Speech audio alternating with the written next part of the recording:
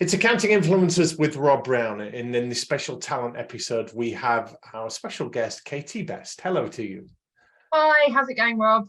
Katie, we are doing splendid. Thank you so much. Tell us and our wonderful listeners and viewers a little bit about your world, Katie, and we're going to get into leadership and talent today. Yeah, so I'm a leadership coach and consultant primarily, and I work a lot with professional services firms and their leaders, helping them to figure out their messy problems through a mixture of coaching, consultancy, and leadership development. I do some of that through my own practice, Katie Best Associates, and then some of it through other organisations. And I've also got a visiting fellowship at LSE and one at King's College Business School. Sounds like you are kept very busy. What kind of shape do you feel professional services is in right now? Because there's a lot going on in the world. Yeah, I mean, I think there are lots of common problems across all the industries that have big and medium-sized firms around everyone ignoring the fact that we're still working in hybrid because it seems unsolvable. There's problems there that we thought we'd dealt with years ago, and we're still struggling with those. And I think obviously the challenges that we're having in terms of recruiting and retaining the really good talent and finding people who feel that their values are aligned with the companies that they're working for are the things that I see as the major problems when I'm talking to leaders. And you work with clients like Ernst & Young, KPMG, RSM. These are substantial accounting practices all over the world. Do you see anything different in accounting than any other sectors, or even comparing it with legal and other professional services? Or are they much of a muchness? I think it's unfair to all of them to say they're much of a muchness, because I think not only on a sector level, but even on an individual company level, you would hope that there would be really interesting differences between the way they handle things like leadership and recruitment and training, because they want to have that distinct culture, that unique flavour to appeal to the people who are going to work from them. But if we're really honest, obviously there are commonalities across the sector and across professional services more generally. And I do think that war for the really top talent, and also making sure that the accountancy firms are staying ahead of the curve on things like the recent tech development. Whilst it feels like a bit of a cliche to say it, because everyone is trying their best with those, I think the real difference between being good and being very good in the future will be getting a handle on those and working out how to make the best use of them with the best people operating them. We know talent's at a premium. I've also had a lot of people say that good leaders are at a premium. Is it harder to lead now than it ever has been, do you think? I think in many ways it is, because I think the agenda around well-being, around resilience, how hard work has become, really elevates the challenges for leaders personally, and then also for the teams that they're leading and the responsibilities that they have for them. I think where it's marginally easier is if you are coming from a minority group in a particular sector, so as a woman or as someone with another protected characteristic or cluster of protected characteristics, there is more recognition of those challenges and more support there to try and help people to overcome those and level the playing field. Not always working, but there are efforts being made in that direction that I think do make leadership in that sense marginally easier than it was. That's interesting you say that, the marginalized groups. We hear a lot now of the DEI agenda, diversity, equity, inclusion, and leaders have so much more to think about and embrace than perhaps they did 20, 30 years ago. If we think back to accounting as a profession, there's that stale, male and pale persona that it had, and it was middle-class white men predominantly, certainly in the Western world. But you can't make up a firm like that anymore and expect to compete, can you? No, not at all. You'll be in really dangerous territory if you do, both in terms of public perception, but also such enormous blind spots around what clients want, the types of work that you can engage with when you're just seeing the world from one really particular perspective. You've got a big project going on right now, Katie, haven't you? Tell us a bit about your book. Yeah, so I'm writing a book about leadership problems, messy problem solving. So trying to distill some of the interesting stories that I've heard, the research that I've done, the people that I've worked with over the past couple of decades into a framework for solving problems that leaders routinely face. So it's sort of got two angles. One is a problem solving methodology that leaders can use to self-coach themselves, guide themselves out of problems. but then also applying that to the problems that I see as being really central to the workplace at the moment and really intractable, and the things that leaders come to me with as a coach, as a consultant, over and over again. Well, we'll deep dive into some of those in this episode. But for now, leaders can get sometimes a little bit insular in thinking that their world, their problems just apply to them. But when they lift their head up, they get some perspective. They see that there are generic problems and foundational issues that everybody is having with leadership in a complex world. Yeah, absolutely. And whilst really recognizing the impact that your context has, so the particular firm that you're in, your background, and how that might affect the way that you experience the problem and the detail of the problem, the broader things like challenges with performance, challenges with engagement, you will find other leaders suffering in a very similar way to you.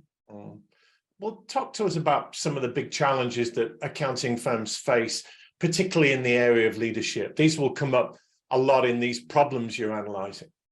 Yeah, so one of the big ones that I see a lot in accountancy and professional services more generally is that sense of a link between the work that an individual leader is doing and the wider corporate strategy, right, and making it feel as though there is a really good link all the way from the top with the vision, the mission, values, down to the different people who are running a function or running a sub-function, and then the people on the front line doing the work, and that laddering between the different levels, especially because you often find professional firms have got mini fiefdoms. People are there because they're really skilled in an area, they've got great clients that they've brought with them if they're a lateral hire, and they're allowed to be relatively maverick and get away with it. But that could be a real challenge when you're trying to create a contemporary firm that has one rhythm that it's marching to. There's so many points you're bringing out there. Let's just dwell for a moment on this notion that, and I've taught a lot on gravitas before, this executive presence. You'll speak a lot on that too, Katie, where people get so consumed by their own world, they're head down, they're very tactical in their thinking, but they don't see the wider picture. You're alluding to aligning what you're doing on a day-to-day basis with the vision and overall strategy with the firm. We don't get as strategic as we should do, and leaders can be a little bit myopic in that respect, can't they? Seeing their own fiefdom, as you call it, their own world, they've got their own power base, their own problems.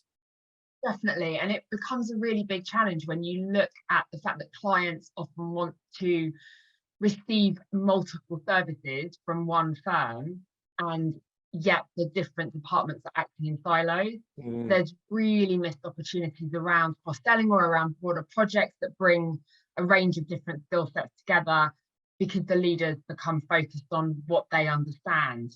Where it becomes an even bigger problem for individual leaders is when they're not as senior as they would like to be. They've got their own managers telling them the way to step up, the way to be noticed is to be strategic, and they can't work out what to do. This idea of self-analyzing, self-diagnosing, accountants, maybe professional services generally, are not known for being too introspective and too self-analytical. How good are they at that, Katie?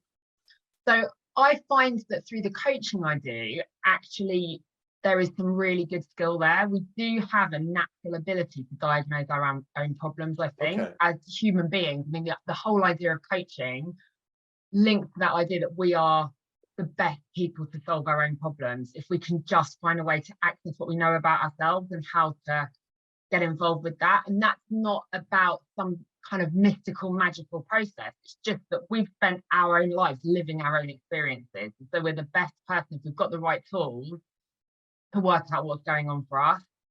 You might think that, but we can get so close to our own problems. I remember the great thriller writer Agatha Christie, Hercule Poirot and all of those. She put in one of her books, a fool can no more see his own folly than he can his own ears.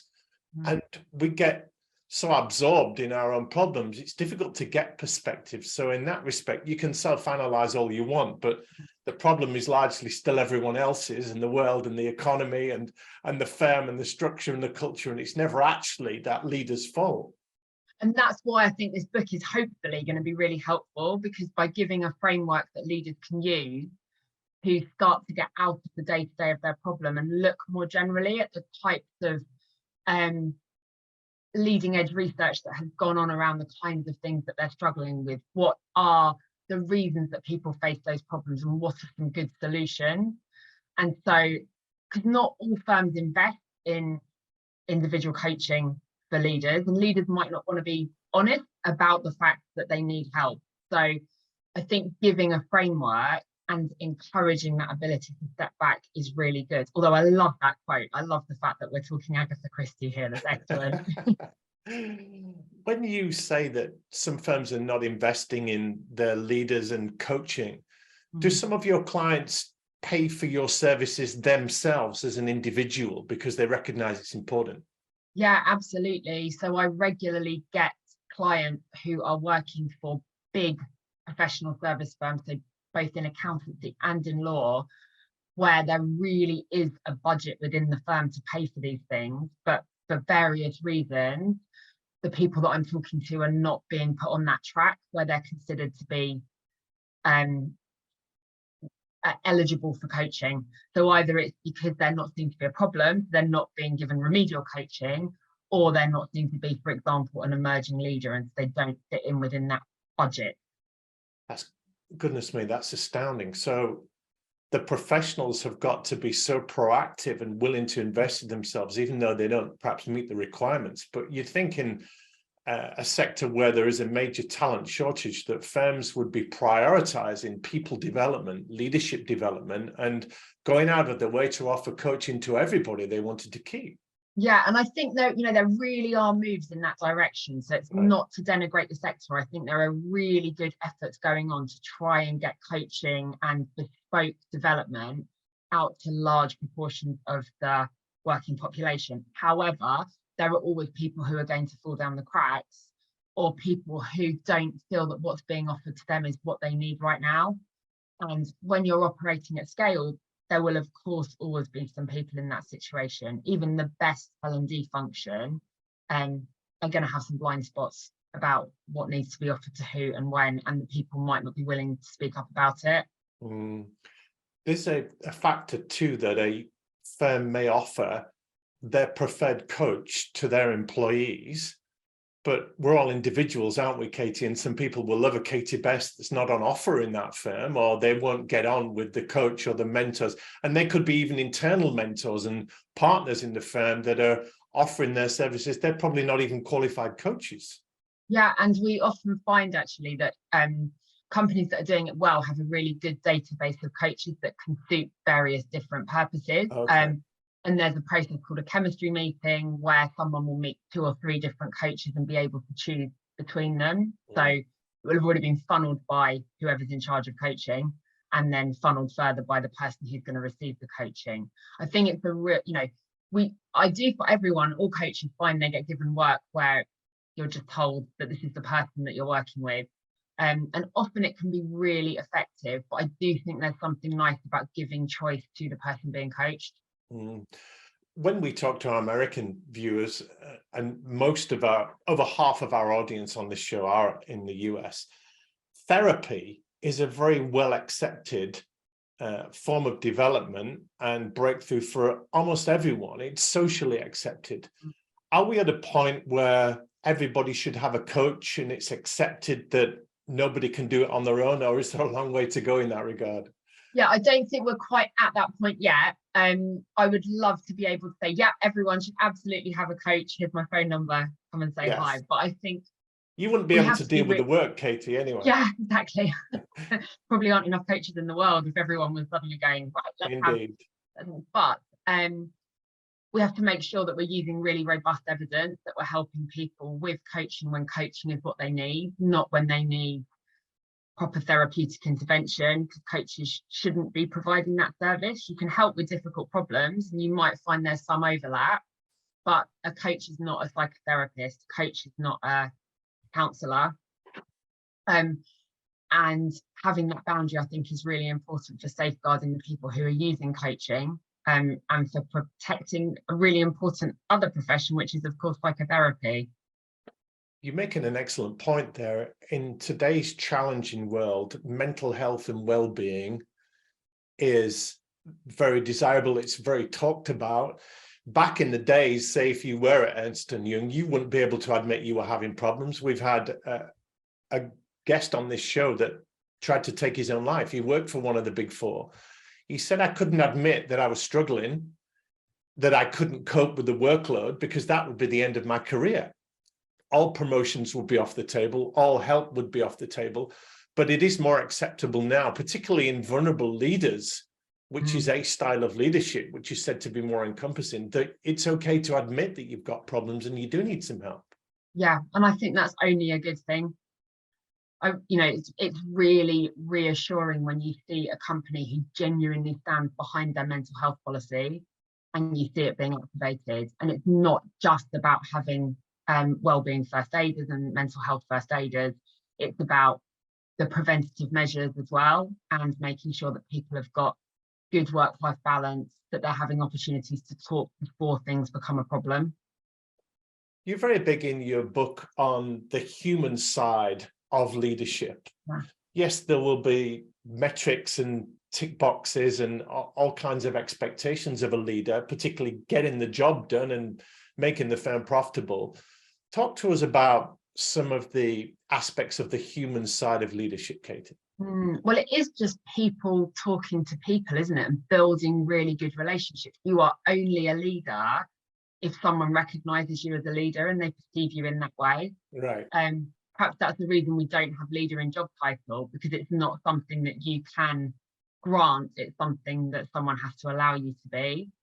So I think some of the areas that I talk about in the book around that kind of personal relationship are, I'm really interested in the idea of engagement. So what we used to think about as motivation, and we now think much more about engagement, and leaders and the role they have to play in making sure that their teams feel really engaged and really committed to the work that they're doing.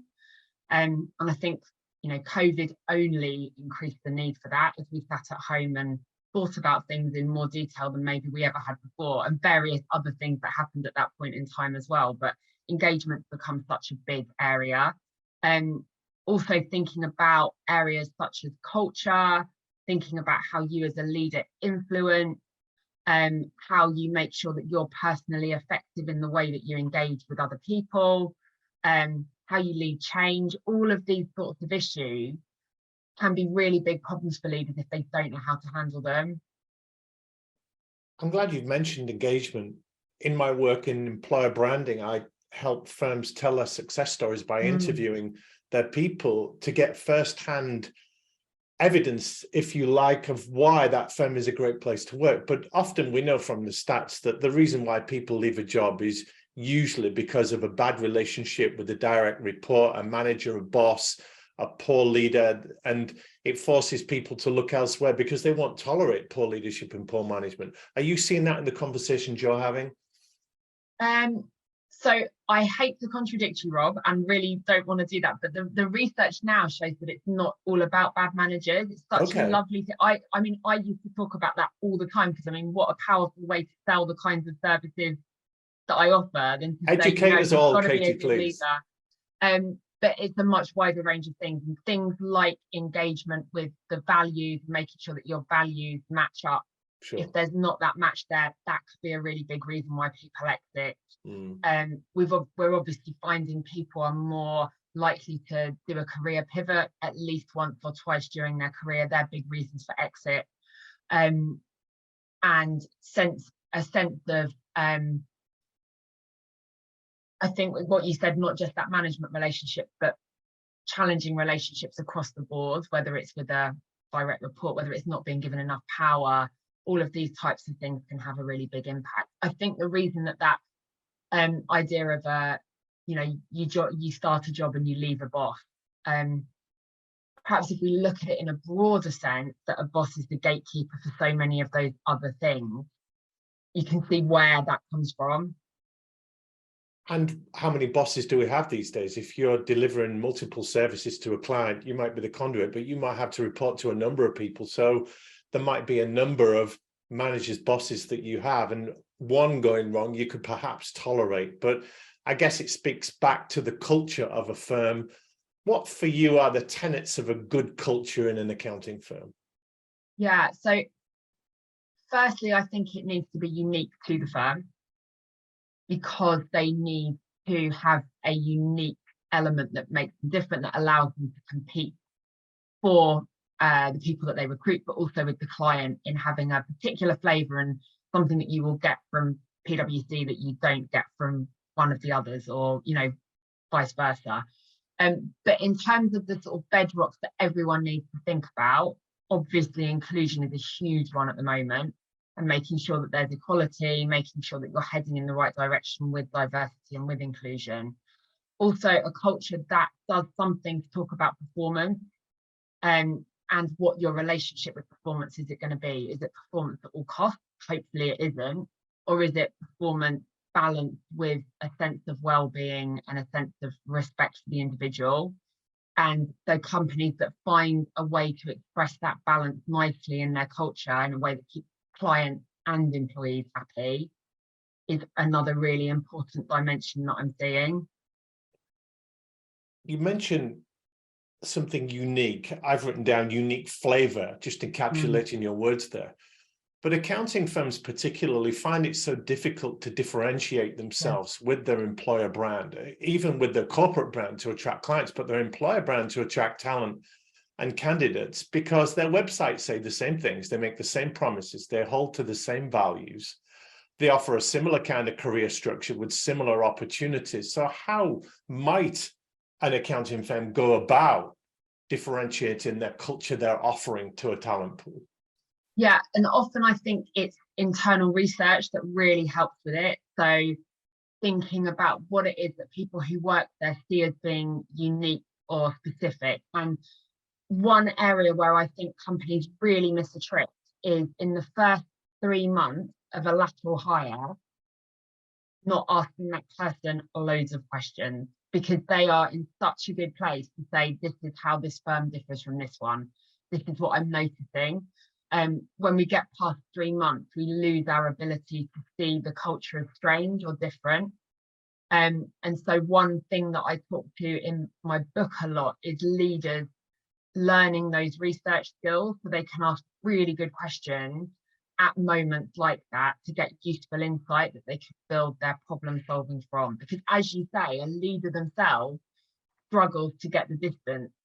But if you can find people to have the right conversations with, who can help you see things in a different way, it can be really powerful. And so, yeah, I'm not saying that there is a beautiful solution. I'm not saying we're ever going to be at a place where every accountancy firm sounds really fundamentally different. But if they do want to take steps towards being something special to their employees and their clients, then these sorts of techniques can be really helpful. And with your academic background, Katie, you'll be familiar with the term proximity bias, where you get so close to what you do, you don't see it A as different and B as remarkable. So I love that idea of doing the research and asking the critical questions at critical times to get the insights you need that would inform something like an employer brand. Yeah, and you do get really juicy data from it. That's the thing. Like, we think at the moment that everything's got to be big data and it's got to be statistical, and it doesn't count if you've not got 10,000 pieces of online data. Whereas sometimes there is so much power in talking to 2 or 3 people and hearing their actual words about what they're experiencing. Do you think perhaps we expect too much of our leaders these days? Back in the days, a leader was responsible for a P&L and making sure people got the job done. But these days, you hinted at it earlier, we do stray into, I'm not just a leader and your boss, I'm a psychotherapist, a counselor, a shoulder to cry on, a coach, a mentor. It's a lot to expect of one person. Yeah, and I think we have to be really careful with that, around the resilience of the leaders and the well-being of the leaders. What has shifted, though, is that a lot of the work that leaders used to have to do around overseeing, around compiling reports, is increasingly automated. And so there is less to do in that area. That's why leaders now more often have their own tangible work to do. They're not just there to manage or lead. They'll often carry some clients themselves, or have a particular area that's their specialism that they won't let go, whilst also managing or leading. And it's you know, that idea of delivering value as a leader. There can be an awful lot to do as a result.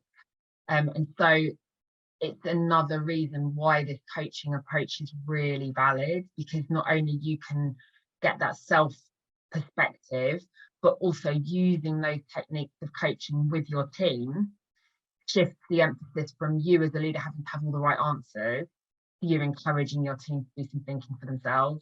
Yeah. What do you feel should be the hiring policy, Katie, for accounting firms that want to stand out and compete for that top talent without offering exorbitant wages? Yeah, for me, the big thing, and the thing I've heard repeatedly for the last decade, is critical thinking. So I shouldn't badmouth universities, because obviously that's a big part of what I do, but I think universities have a real responsibility to teach students to be really good critical thinkers, and they're the skills that allow someone to be exceptional in the workplace. So I'm thinking about critical thinking in the broadest possible sense. For how do you make sure that someone can look at data really well, but also that they can think about the future, that they can apply that lens to things, that they can check the veracity of something they're reading online, that they can have a really insightful conversation with clients because they've read the right stuff and they understand it in the right kind of way. So for me, those thinking skills, I think, are what can separate a good firm from a really good firm.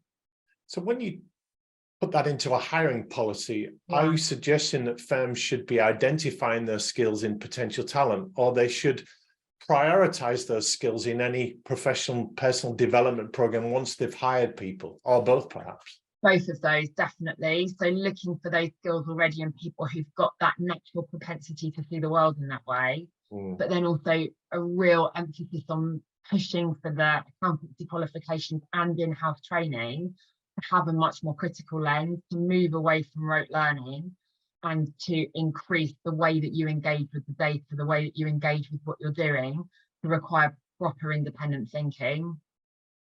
If I can be woke, though, for the moment, using that word, the older man that I am, the problem with critical thinking is that we're not allowed to be outspoken and articulate those critical thoughts because of people's sensitivity to, let's say, feedback and people pushing back on things. Speak into that a moment. Yeah, so I don't see critical thinking as standing in contrast to that. I think critical thinking is being able to think in a way that allows you to develop the skills to know how to tackle those more difficult subjects, and sometimes to be okay with standing up for what you think is right.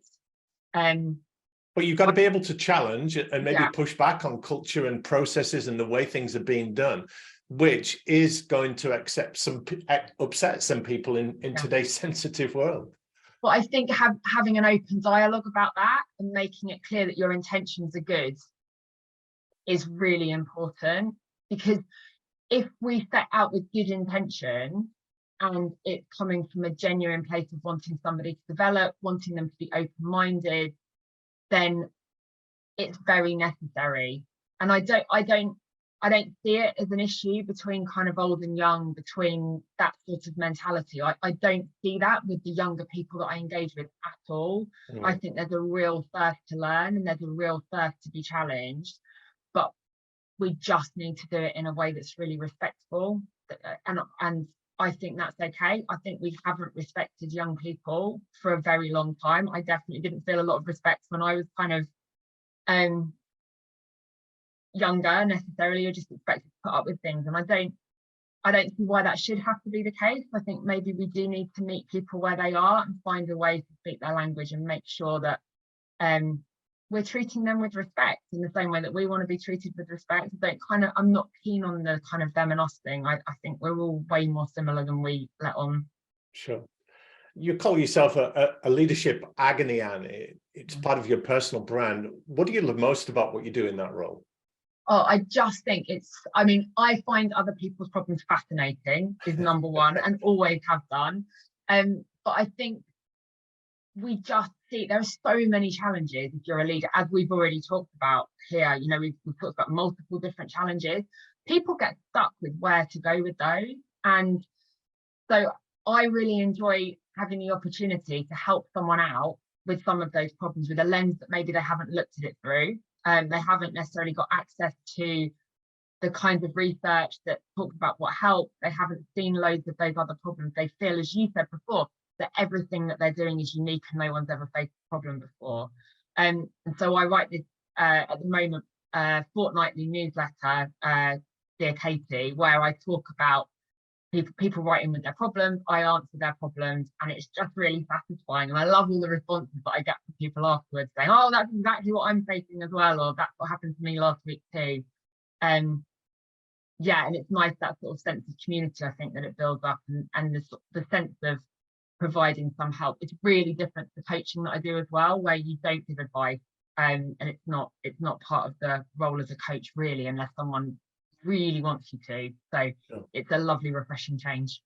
We'll put your contact details in our show notes so that people can reach out to you and access that newsletter. Let's finish with a couple of questions worded by way of a call to arms, if you like. Let's start first with the younger people in professional services. So wannabe leaders, leaders in the making, emerging leaders, future leaders, whatever you call them, they want more influence. They want to build a personal brand. They want more of a voice in the firm.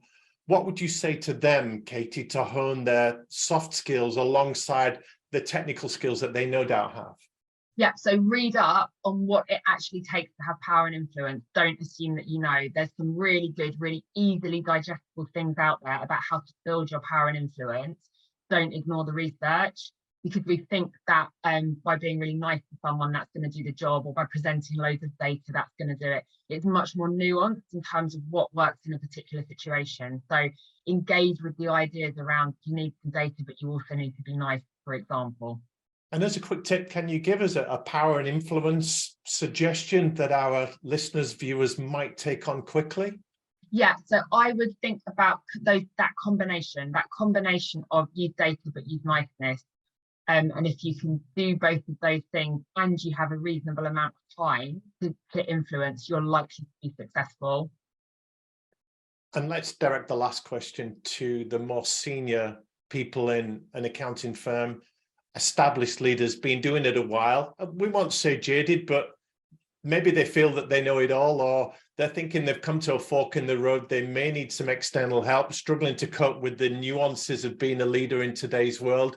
They want to raise their game. Accountants are good people. They want to do well. What would you say to them? I would say focus your attention on strategy and really think about how the work that you are doing contributes to the wider vision of the firm that you're working for. If you're comfortable with it as it is, great. But then if you're not, that's a really good space to look to influence and change, depending on the scale of the firm that you're working for, obviously. Strategy is such a big word, Katie. Where would they even get started with that as a first step? Yeah, so I think it's looking at the strategy documents that get created in many firms every 2 years and then get largely ignored, and thinking about what is it that I can practically do in my role, in my function, to drive towards this strategy, what is important, and making sure that you filter that down to your team. So what is it people on the front line of your team do on a daily basis that ladders up to that strategy? But if you can build that really close alignment between what's happening at every level and the bigger picture of where you're going and why you're doing it, you will find that you effect really powerful direction. And if you're not already going in that direction, really powerful change. And I've got to ask you this as a bonus question, because we know that good leaders make for a good culture, that makes for a strong employer brand and a strong talent proposition. Why do leaders need to be better problem solvers? And while you're thinking of that, I was once taught that the bigger the problems you solve, the more you'll get paid. So yeah. With respect, the people at McDonald's don't solve very big problems. I'm hungry, here's some food. But the higher up you go, the more complex problems you solve, that's more risk involved in those and more is at stake. So tell us quickly why leaders need to be better problem solvers. And if they are, it's going to help the firm, surely. Yeah, I mean, I think you put it beautifully. If they can't do those things around problem solving, they're an overhead. Right. That's it. They're there in a, I can do this all the time, things are going well, and when they're not going well, I'm out of here, or I'm checking out. If you can solve the problems, you can make a tangible difference to the quality of the culture, to the work that gets done, to the revenue that comes in. And if those problems are problems that touch on the clients as well, whether it's their problem or whether it's work that you're doing that's hit a bottleneck, whatever it might be, you are going to strengthen those relationships with the client as well. Katie Best, this has been exceptional. Thank you so much for your time and your insights today. Thanks so much, Rob.